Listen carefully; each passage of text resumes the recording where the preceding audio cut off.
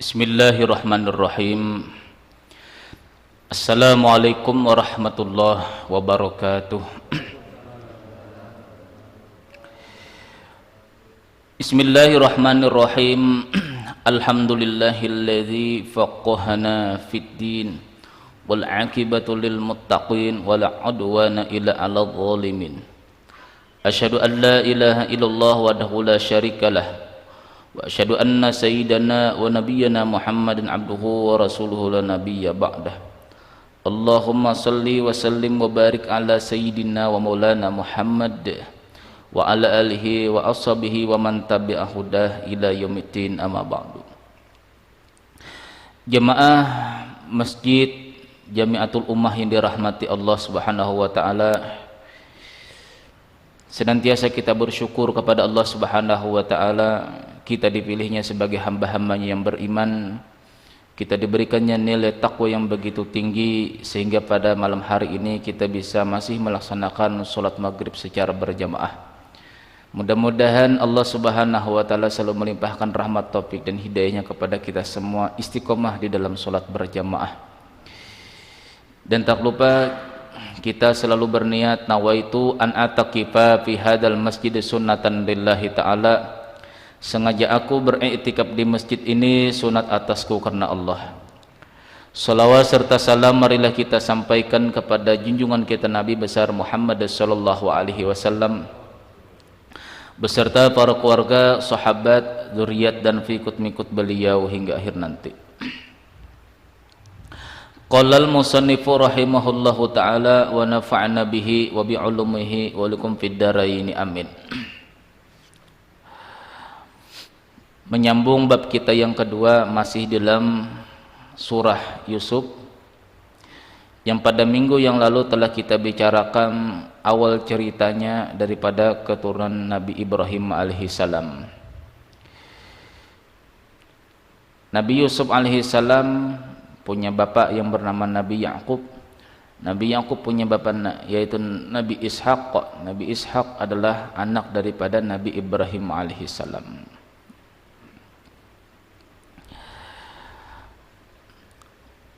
Di dalam surah Yusuf ini Allah Subhanahu wa taala menceritakan bahwasanya Nabi Yusuf alaihi salam ini diberikan Allah Subhanahu wa taala mimpi yang aneh.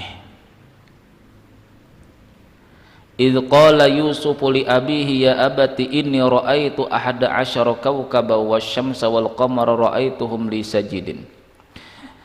Pada ketika Nabi Yusuf berkata kepada bapak beliau yaitu Nabi Ya'qub alaihi salam, ya abati, wahai bapakku, inni ra'aitu ahada asyara kawkaba, sesungguhnya saya ini bermimpi wahai bapak, melihat ada 11 bintang, wasyamsa matahari, wal qamara dan bulan, ra'aituhum li sajidin, saya lihat mereka itu sujud terhadap saya wahai ayah. Lalu Nabi Ya'qub alaihi salam berkata, ya bunayya la taqsus ru'yaka ala ikhwatika fayakidu laka kaida. Wahai anakku, wahai Yusuf, janganlah kamu ceritakan mimpi kamu ini terhadap saudara-saudara kamu. Dikarenakan apa? Dikarenakan semua saudara Nabi Yusuf yang 11 orang itu memiliki keistimewaan bisa mentakwilkan mimpi. Nah ini Nabi Ya'qub alaihissalam sudah mewanti-wanti, bahasa kitanya, sudah memberikan pemberitahuan bahwasanya jangan diceritakan kepada saudara-saudara tiri kamu, karena saudara-saudara tiri kamu itu bisa mentakwilkan mimpi. Ini keistimewaan anaknya Nabi Ya'qub alaihissalam, semuanya bisa mentakwilkan mimpi. Fayakidu laka kaida, maka mereka tipu daya. Nah, inna syaitana lil insani aduwwum mubin, sesungguhnya syaitan itu adalah musuh yang nyata bagi manusia. Jadi bila diberitahukan mimpi kamu nanti, maka mereka akan menghayal-hayal dengan menafsirkan penafsiran mimpi-mimpi kamu tadi. Maka syaitanlah yang akan membisiki daripada saudara-saudara kamu. Imam Qurtubi, nah Ini ada memiliki yang namanya tafsir Qurtubi, itu ada 24 juz. Di antara tafsir yang paling banyak pemahamannya ini tafsir Imam Qurtubi yang bernama Tafsir Qurtubi, itu ada 24 juz. Beliau mengatakan al-manamu lahu darajatul kiram inda dinina, bahwasanya mimpi itu memiliki derajat-derajat yang mulia di dalam agama kita. Tidak semua mimpi itu selalu bunga tidur. Nah, istilah kita sekarang, itu bunga tidur. Karena di dalam sabda Nabi Shallallahu Alaihi Wasallam, ar-ru'ya salasatun, mimpi itu ada 3 kategori kata Rasulullah. Minha tahawurul syaitan liyahzuna ibna Adam. Yang pertama, mimpi itu ada daripada tipu daya syaitan. Tujuannya apa? Liyuhzina ibna Adam, supaya dengan mimpi tersebut syaitan ini membuat duka cita kepada manusia. Kita dimimpi akan diserang orang, berarti itu mimpi kita tadi mimpi ditipu daya oleh syaitan. Lalu kita berprasangka buruk, aku harus jaga-jaga, aku mimpi malam tadi itu diserang orang begini, dan aku tahu orangnya. Lalu kita ceritakan, ini tidak boleh hal yang demikian. Tidak semua mimpi bisa ditafsirkan, dan tidak semua mimpi itu bunga tidur. Yang pertama itu tahawurus syaitan, daripada tipu daya syaitan, supaya kita ini, kata Rasulullah, liyuzina ibn Adam, supaya kita berduka cita, lalu jadi kepikiran, bangun tidur tadi kepikiran, lalu berprasangka buruk macam-macam. Ini yang pertama. Yang kedua, wa minha ma yahumur rajulu fi yaqzatihi fayarahu fi manamihi. Yang kedua, mimpi yang membuat seseorang itu sakit hati. Fi yaqzatihi, pada waktu dia bangun, fayarahu fi manamihi, yang dia lihat pada waktu dia bermimpi. Yang ketiga, mimpi itu kata Rasulullah juz'un min sittatin wa arba'ina juz'an minan nubuwah, bahwasanya mimpi itu ada termasuk di antara 1 daripada 40 tanda-tanda kenabian. Jadi ada 1/40. Bila mimpi itu ada, berarti itu mimpi tersebut adalah mimpi yang benar. Itulah namanya ru'yatus shadiqah, mimpi yang bisa ditakwil. Mimpi yang benar itu bisa ditakwil. Mimpi yang pertama tadi mimpi tahawurus syaitan, mimpi yang diganggu oleh syaitan. Ini kebiasaan adalah mimpi-mimpinya orang kafir, orang-orang fasik, orang munafik. Mimpi orang kafir itu termasuk mimpi yang diganggu oleh syaitan tidurnya. Mimpi orang fasik atau orang munafik itu termasuk diganggu daripada syaitan. Dan mimpi orang yang tidak berwudu itu pun termasuk di antara mimpi yang diganggu setan. Walaupun mimpinya baik, kalau kita tidak berwudu. Tapi bagaimana Pak Ustadz? Ya, saya sudah berwudu, lalu tersentuh istri pada waktu tidur-tiduran. Nah, itu tidak apa-apa. Yang penting awal mula kita hendak tidur, niat berwudu, dan berwudu, setelah itu tersentuh dengan istri kita, kita tidak batal lagi. Asalkan hendak tidur sudah berwudu. Ini yang pertama.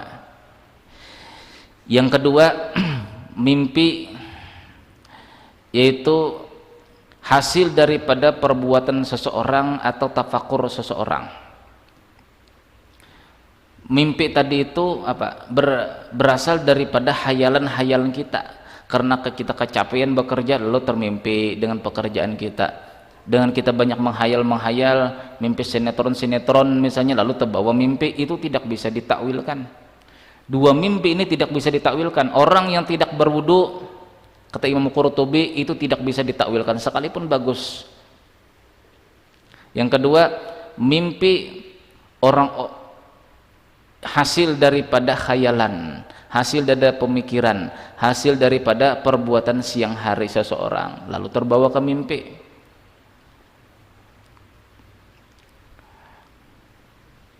Nah, yang ketiga adalah mimpi ru'yatus shadiqah, mimpi yang bisa dibenarkan, mimpi yang bisa ditakwilkan. Rasulullah sallallahu alaihi wasallam pernah bersabda, "Idza namal 'abdu 'ala taharatin." Apabila seseorang hamba itu, kata Rasulullah, tidur dalam keadaan bersuci, tidur dalam keadaan suci.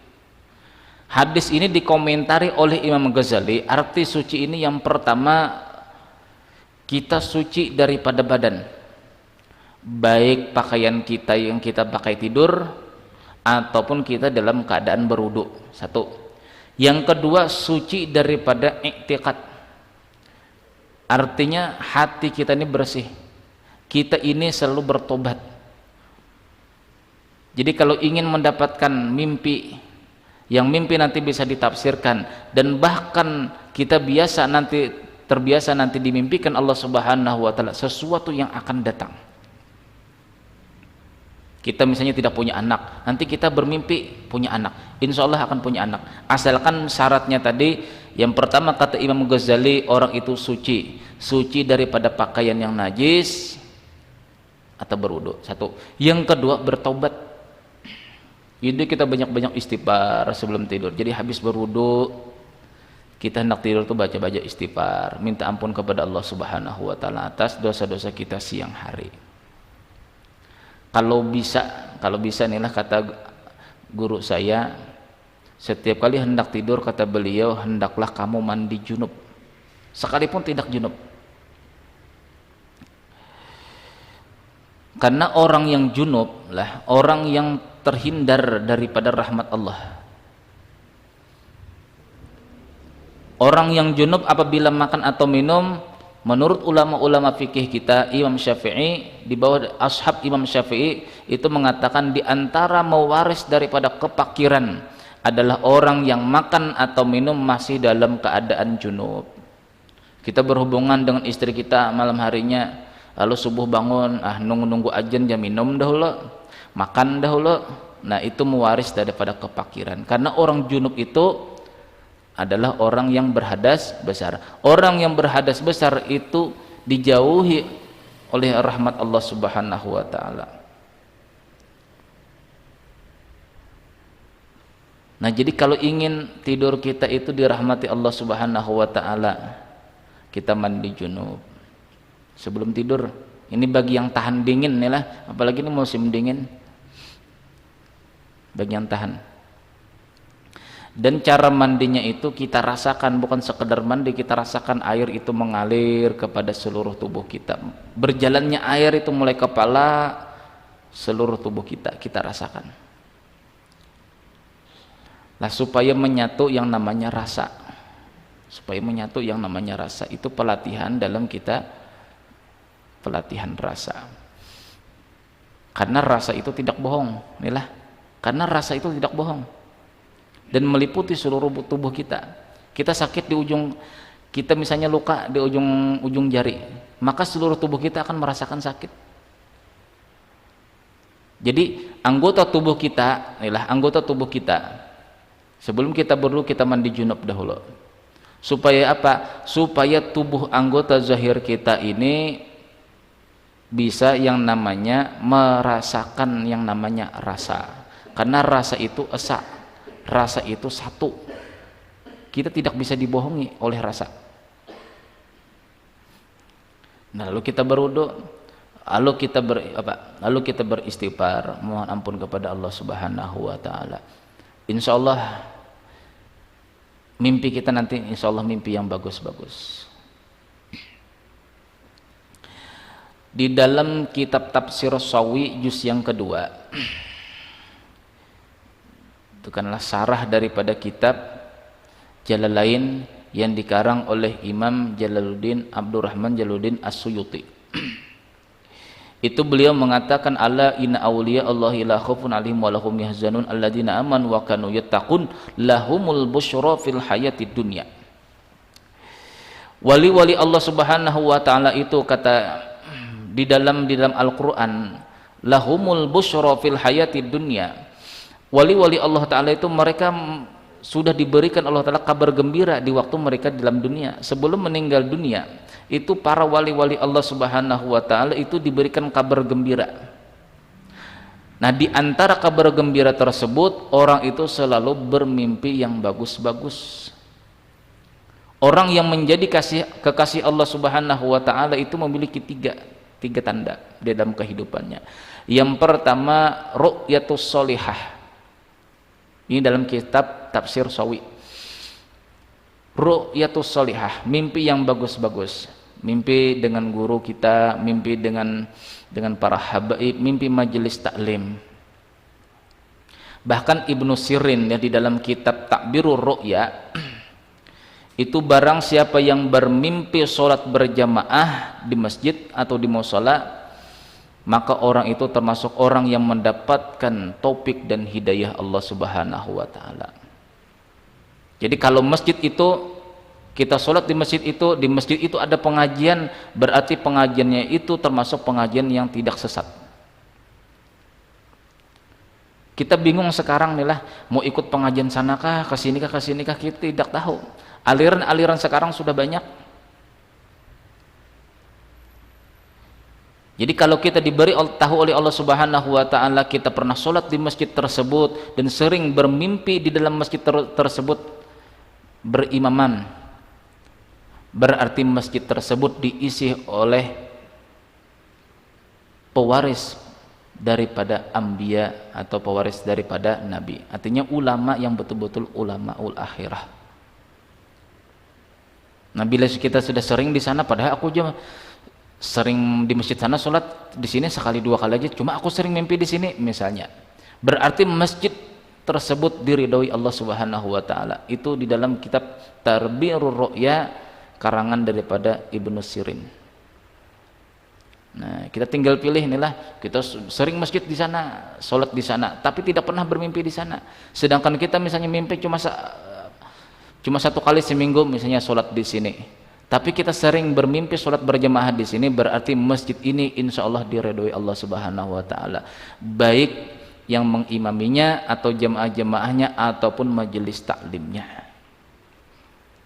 Nah, kalau kita sudah kenal hal yang demikian, maka patutlah kita sering-sering sholat di masjid tersebut. Tapi untuk pertama tuh tanda wali-wali Allah itu, mereka itu ru'yatus sholihah, mimpi mereka itu selalu baik-baik. Yang kedua, mahabbah wal qabul. Mahabbah, orang tersebut banyak dicintai manusia dan selalu diterima manusia dimanapun mereka berpindah tempat. Lebih banyak yang pro-nya, bahasa sekarang pro-nya daripada kontraknya. Nah, yang ketiga, tanda wali-wali Allah Subhanahu wa taala memiliki karamat, artinya memiliki keistimewaan lah yang melebihi daripada manusia yang lain. Nah, itu tanda-tanda tiga, tanda kewalian seseorang. Nah, itu tadi ru'yatus shadiqah, ialah mimpi yang baik-baik. Jadi sudah kalau kita mimpi yang baik-baik, maka insya Allah itulah ada nanti dalam mimpi itu kita diarahkan. Kita misalnya di Balikpapan sini, inilah Balikpapan sini, kerjaan kita sulit karena pandemi seperti ini. Nanti di dalam mimpi, kalau Allah Subhanahu wa taala mengizinkan, kita akan diberikan mimpi di daerah mana yang kita akan mendapatkan suatu pekerjaan yang pekerjaan tersebut tidak mengganggu daripada ibadah kita kepada Allah. Mimpi misalnya kita pindah ke Sulawesi, mimpi kita pindah ke Jawa, mimpi kita ke Sumatera dan lain sebagainya, berarti itu tanda sudah bahwasanya kita akan berhijrah daripada Balikpapan. dan lain sebagainya.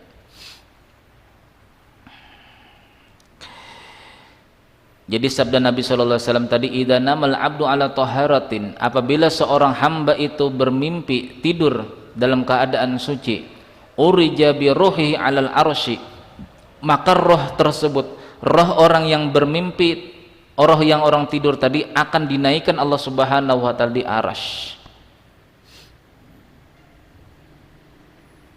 Akan dinaikkan Allah Subhanahu wa taala ke arasy. Wa kanat ru'yatuhu shadiqatan, dan mimpinya itu benar. Kenapa? Karena di alam arasy, di alam arasy itu semua rahasia-rahasia, kejadian-kejadian, takdir-takdir manusia ada di sana. Siapa tahu pada waktu kita berwudu tadilah kita bertobat kepada Allah, berwudu, sebelumnya mandi junub, mandi hadas besar, sekalipun kita tidak berhadas besar, di dalam mimpi roh kita naik ke arasy. Diberi Allah Ta'ala satu ilmu, diberi Allah Subhanahu wa Ta'ala satu rahasia kejadian yang akan datang kita alami.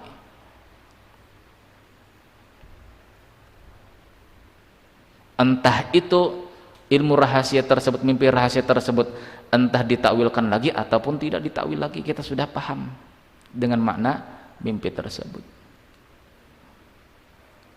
Wa illam yanam ala taharatin, dan apabila seseorang tidur tanpa bersuci, wa ruhu anil bulugi, maka rohnya itu tidak akan sampai ke arasy, kata Rasulullah. Fatilkal manamatu alghasu ahlamin, maka mimpi tersebut namanya bunga tidur. Nah, baru dikatakan bunga tidur. Jadi kalau ingin memiliki pengetahuan yang lebih luas lagi masalah mimpi, itu ada, dulu saya pernah beli kitab yang namanya Ta'birur Ru'ya yang dikarang oleh Ibnu Sirin.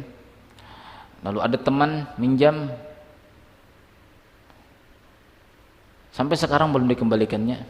Kita lupa aja orangnya.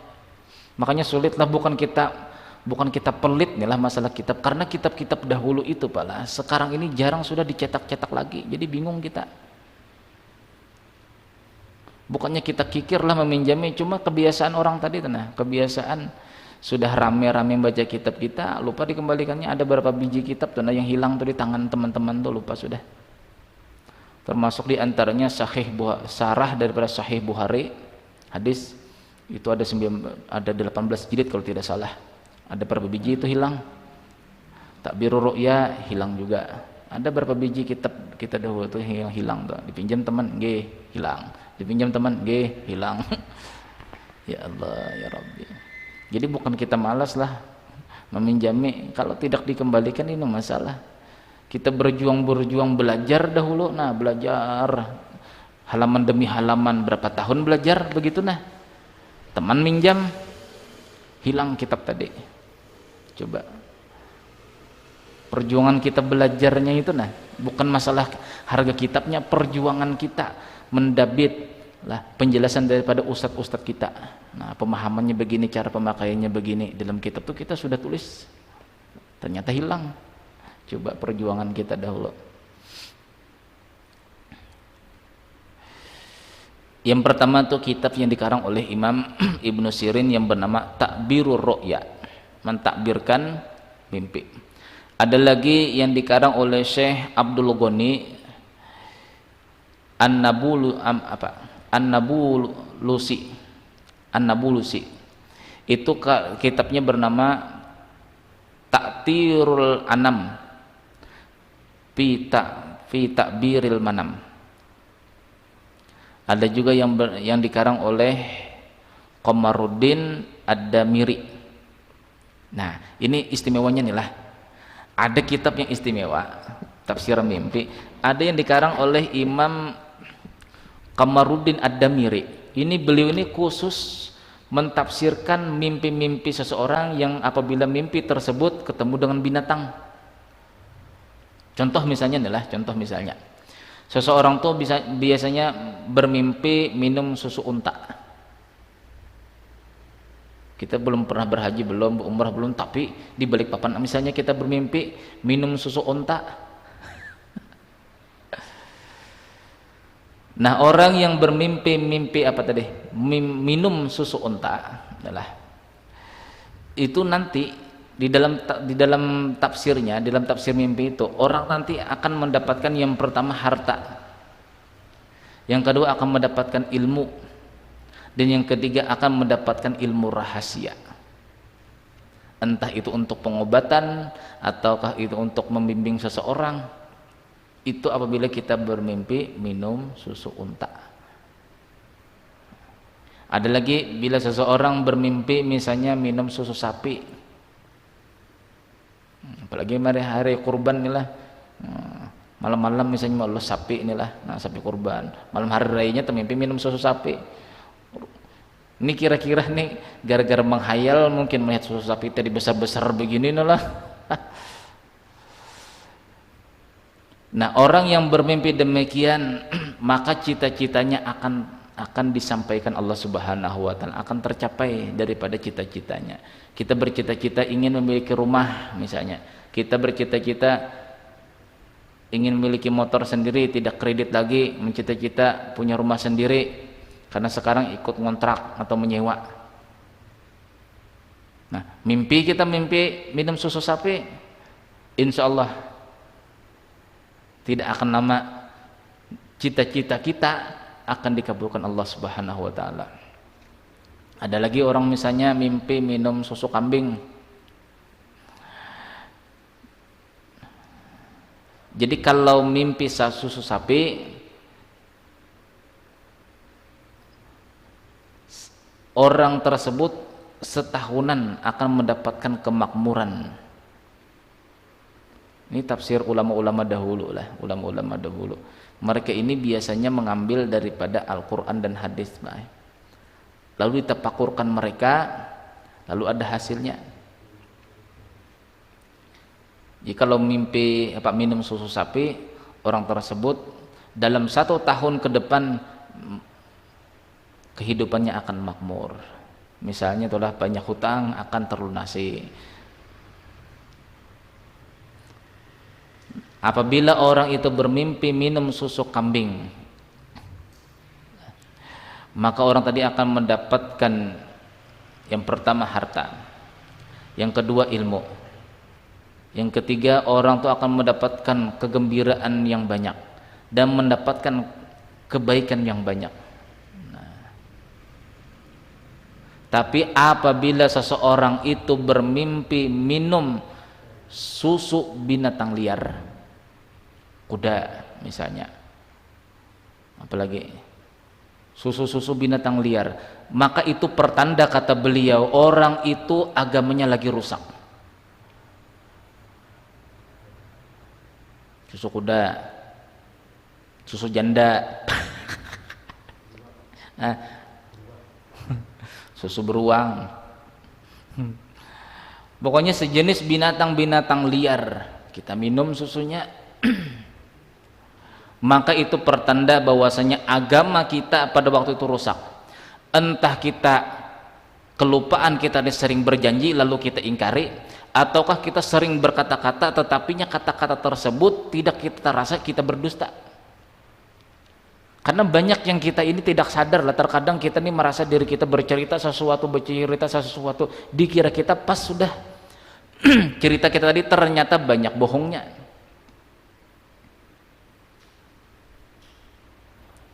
Ini masalah. Jadi banyak-banyak bertobat, banyak-banyak bertobat. Ada lagi di dalam kitab Bujairimi Syarah Iqna itu ada pendapat daripada Imam Ahmad Marzuqi kalau tidak salah. Orang yang bermimpi bersetubuh dengan saudaranya, kakak kita kah atau adik kita kah, atau saudara atau yang mahram kita, adik bapak kita atau kakak daripada orang tua kita, pokoknya kita bermimpi bersetubuh atau bersenggama dengan orang-orang yang mahram kita, yang haram kita nikahi, itu pertanda bahwasanya kita akan mendapatkan musibah.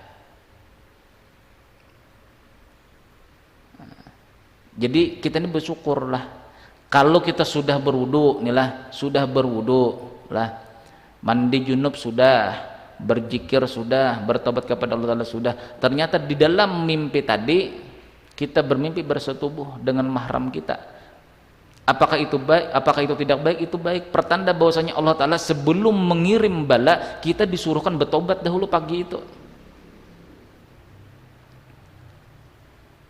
Coba kalau misalnya adalah Allah tidak memberitahu melalui mimpi tersebut, waktu kita mau ke tempat pekerjaan kita tidak tahu akan ada datang musibah, tabrakan atau apa juga pun terjadi. Tapi Allah Ta'ala maha kasih sayang kepada kita, dikasih tahu kita melalui mimpi. Lalu kita bertobat, lalu Allah Ta'ala singkirkan daripada bal tersebut. Bagaimana aja mimpi minum susu bini? Nah, itu tafsirkan sendiri aja tak. Ini susu binatang. Iya kah? Ada yang bisa mimpi kah?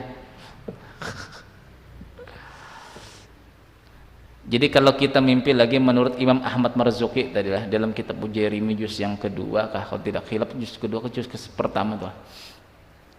Orang yang bermimpi bersetubuh dengan seseorang yang rupanya itu tidak diketahui, buram, lalu junub orang tadi, maka itu nikmat datang daripada Allah. Nah, alhamdulillah rezeki. Apalagi misalnya istri, inilah istri sampai 4 bulan 5 bulan libur jatah preman. Libur jatah preman, apa datang istri ngamuk minta jatah. Nah, kalau orang-orang yang disayangi Allah Subhanahu wa taala adalah Allah Taala akan mengirimkan yang namanya mimpi yang bagus. Mimpi yang bagus. Jadi siapa itulah Umar bin Khattab radhiyallahu anhu pernah bertanya kepada anak beliau, kalau tidak salah itu namanya Hafsah lah, yang diambil istri oleh Rasulullah sallallahu alaihi wasallam. Jadi Sayyidina Umar itu termasuk mertuanya Rasulullah sallallahu alaihi wasallam. Wahai Hafsah, kata Sayyidina Umar, perempuan itu bisa menahan nafsunya tuh paling lama, paling kuat berapa bulan? Jadi kata Siti Hafsah, 4 bulan wahai ayah. Nah, makanya jangan lama-lama. Kalau ingin pindah kemana tuh bawa aja istri. Sulit nanti Pak, sulit. Kepala nih sulit. Entah kepala atas, kepala apakah lah, sulit tagihannya. 4 bulan kata istri Hafsah. Nah, Anda tahu laki-laki inilah. Jadi yang bujang-bujangan, nah ini sedang sudah memikirkan. Yang bujangan lah. Kalau seminggu 2 minggu masih maklum. Kalau sudah 4 bulan, nah itulah dalil-dalil orang jamaah tablik.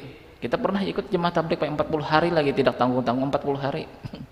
Itulah dalil-dalil jamaah tablik, apabila mereka itu bepergian jauh, itu maksimalnya 4 bulan. Ke Pakistan, ke India, ialah berdakwah 4 bulan, tidak boleh lebih daripada itu. Karena kekuatan seorang istri itu menahan hawa nafsunya, birahinya itu 4 bulan. Tidak ada yang namanya sampai setahun, tidak ada. Jadi kalau jemaah tabligh itulah mulai 3 hari, seminggu, kemudian 40 hari, 4 bulan. Jadi kita pernah dulu ikut 3 hari, kemudian 40 hari. Kalau 4 bulan tidak pernah. Mengikuti kegiatan mereka dan mengambil hal-hal positif daripada kegiatan mereka, dan alhamdulillah lebih banyak positifnya kalau jemaah tabligh itu. Karena banyak orang-orang yang ahli maksiat itu banyak dibuat mereka ini bertobat. Makanya yang ikut jemaah tabligh itu banyak yang bertato-tato atau banyak yang pakai anting-anting tuh, itu diajak mereka untuk bertobat kepada Allah. Nah, yang seperti ini yang sulit kita kerjakan. Kita cuma sekadar ceramah-ceramah, yang mengikuti pengajian-pengajian cuma orang-orang yang mendapatkan hidayah. Bagaimana orang-orang yang di luar daripada hidayah Allah tanpa kita mendakwahi mereka? Nah itu. Jadi kata almarhum guru sekumpul dulu, kamu silahkan, aku khusus dalam. Jadi dahulu almarhum guru sekumpul itu pernah didatangi jamaah tabligh. Pernah didatangi jamaah tabligh inilah. Jadi kata Al-Imam Guru Kumpul, aku tugas di dalam, kamu tugas di luar. Kamu carikan orang-orang yang dapat hidayah, lalu masukkan ke majelis taklim supaya dapat ilmu agama. Nah, jadi jangan berprasangka buruk kita lah jemaah tabligh itu tidak, wah harus alim semua, tidak. Mereka ini membina iman, belajar sunnah-sunnah Rasulullah SAW. Tidak semua mereka itu alim semua, tidak. Banyak yang ahli-ahli maksiat bisa direkrut oleh mereka. Ya itulah kebanggaan kita orang Islam inilah. Jadi jangan disepelekan lah keimanan mereka itu lebih kuat mungkin daripada kita. Mereka tahajudnya bagus, sholat duhanya bagus, baca Qur'annya pun bagus. Itu selama 40 hari saya mengikuti.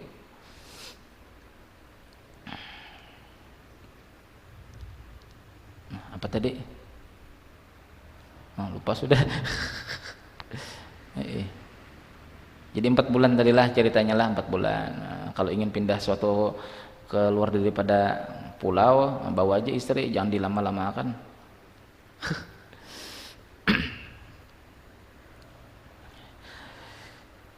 Jadi bila bermimpi minum susu binatang liar itu pasadum pidinihi, itu pertanda agama seseorang tadi ada rusak. Tapi baguslah kita bermimpi itu bagus, berarti kita sudah diberi peringatan oleh Allah Subhanahu wa ta'ala. Coba kalau tidak diperingatkan sama sekali, ngomong terus, yalah, Anda tahu di dalamnya ada terselip dusta-dusta kita.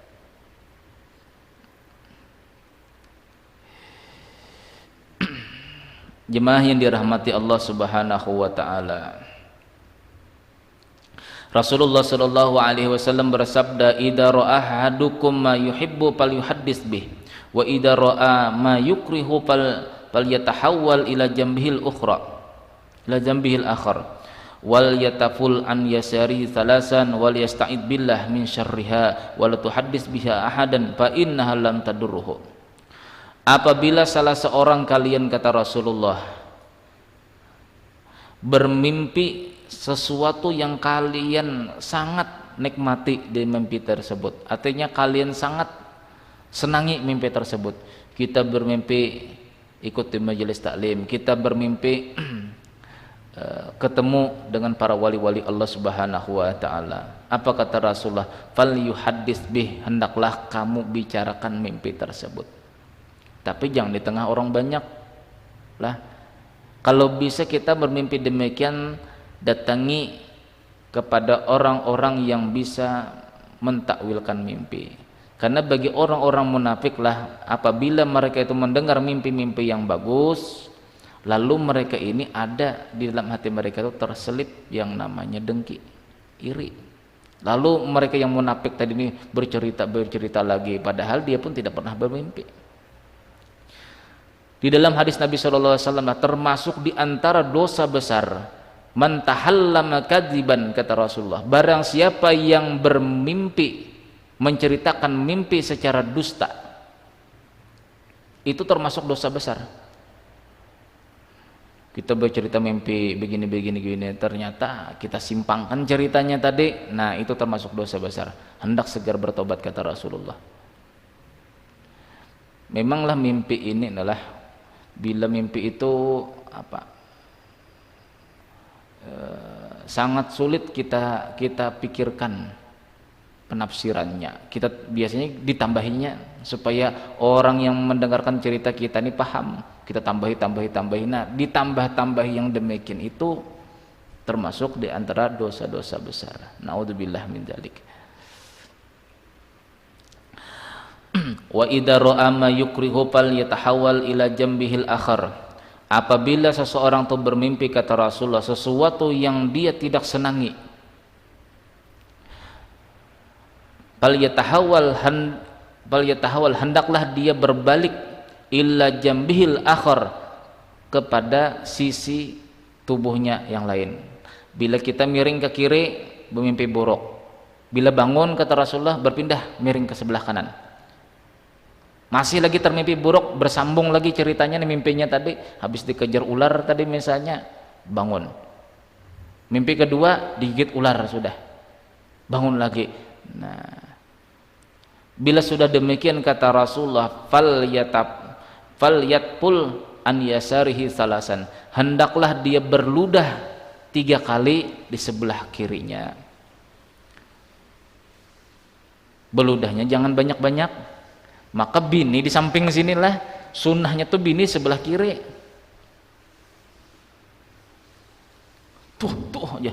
Wah, terbangun istri, bapak aja, bocor ke atap aja. Padahal sang suami meludah ke kiri. Makanya falyataful, hendaklah orang itu berludah sedikit, menghembuskan sedikit ludah ke sebelah kiri. Wal yasta'id billah, dan dia meminta perlindungan kepada Allah Ta'ala min syarriha, daripada kejahatan mimpi tersebut. Artinya membaca a'udzubillahi minasyaitonir rajim. Nah, baca itu ludahkan ke sebelah kiri 3 kali. Jangan banyak-banyak tadi. Dikiranya bocor atap, Pak, bocor ke atap, Pak, bocor ya. Ini netes-netes aja. Padahal suaminya beludah banyak, aku mimpi buruk aja. Bah, ternyata air liur suaminya menetes di dahi. Nah, jadi bila kita bermimpi demikian, berludah ke sebelah kiri 3 kali, tapi ludahnya sedikit aja. Seperti kita mau mengeluarkan benda di lidah kita nih, nah, benda-benda kecil gitu. Nah,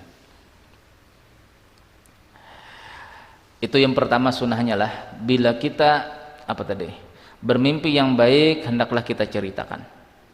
Apabila mimpi yang buruk, yang kedua, jangan diceritakan. Kemudian kita berludah ke sebelah kiri dengan membaca a'udzubillahi minasyaitonirrajim. Wala tuhaddits biha ahadan, dan jangan, kata Rasulullah, kamu ceritakan mimpi buruk tersebut. Fa innaha lan tadurruhu, karena mimpi buruk itu tidak akan bisa memudaratkan kamu. Artinya tidak bisa ditakwil. Tidak bisa ditakwil itu, artinya aman-aman aja.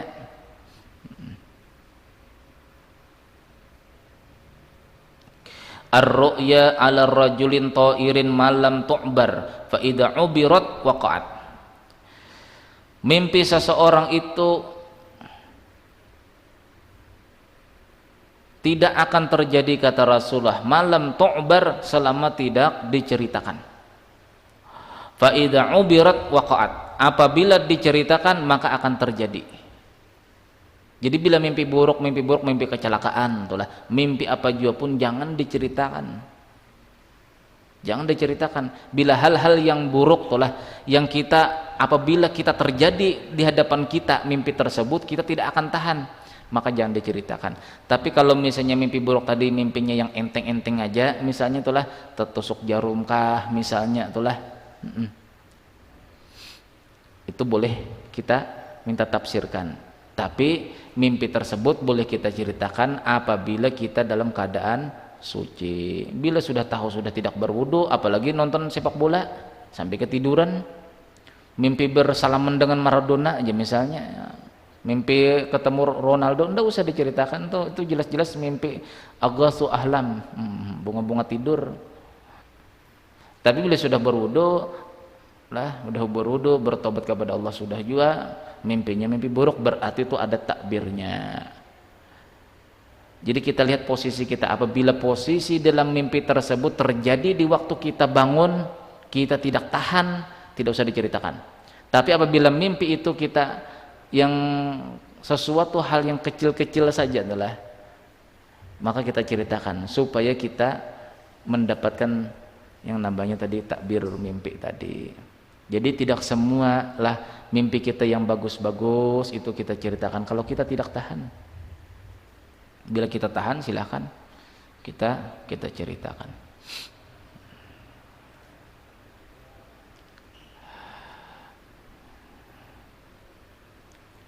Jadi kalau ingin mimpi bagus adalah kita alhamdulillah mendapat ijazah daripada almarhum guru Sakumpul Martapura.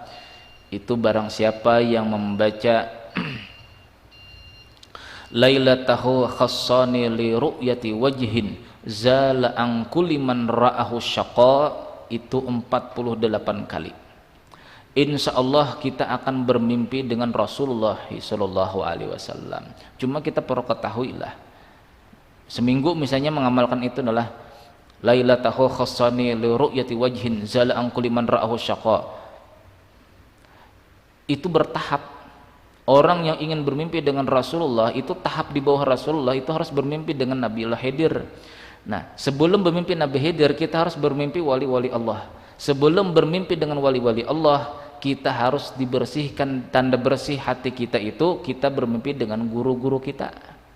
Kalau tidak pernah bermimpi dengan guru kita, bagaimana mimpi dengan wali-wali Allah? Bagaimana kita bisa bermimpi dengan Nabi Khidir kadang-kadang kita tidak pernah bermimpi wali Allah? Bagaimana kita bisa bermimpi dengan Rasulullah SAW sedangkan kita belum pernah bermimpi dengan Nabiullah Khidir alaihi salam? Karena Nabiullah Khidir itu adalah tangan kanannya Rasulullah. Karena beliaulah yang mengangkat semua kewalian-kewalian di muka bumi ini. Kita berdoa, yalah berdoa sama-sama. Mudah-mudahan kita mendapatkan mimpi-mimpi solihah, mimpi-mimpi sodeqah, mimpi yang bagus-bagus sebagai salah satu tanda kita ini disayangi Allah Subhanahu wa taala. Amin ya rabbal alamin. Al-Fatihah. Bismillahirrahmanirrahim. Alhamdulillahirabbil alamin. Arrahmanirrahim. Bismillahirrahmanirrahim. Alhamdulillahirabbil alamin wassalatu wassalamu ala asyrafil anbiya mursalin sayyidina wa Muhammad wa ala alihi wasallam wa sallim ajma'in. Allahumma ighfir lana ma akhtana wa ma ta'ammadna wa ma asrarna wa ma a'lanna wa ma anta a'lamu bihi minna antal muqaddim wa antal muakhir la ilaha illa anta rabbana atina fid dunya hasanah wa fil akhirati hasanah wa qina adzabannar wa sallallahu alaihi Muhammad wa alihi wasallam. Alhamdulillahirabbil alamin. Subhanakallahumma wa bihamdika asyhadu an la ilaha illa anta astaghfiruka wa atubu ilaik. Assalamualaikum warahmatullahi wabarakatuh.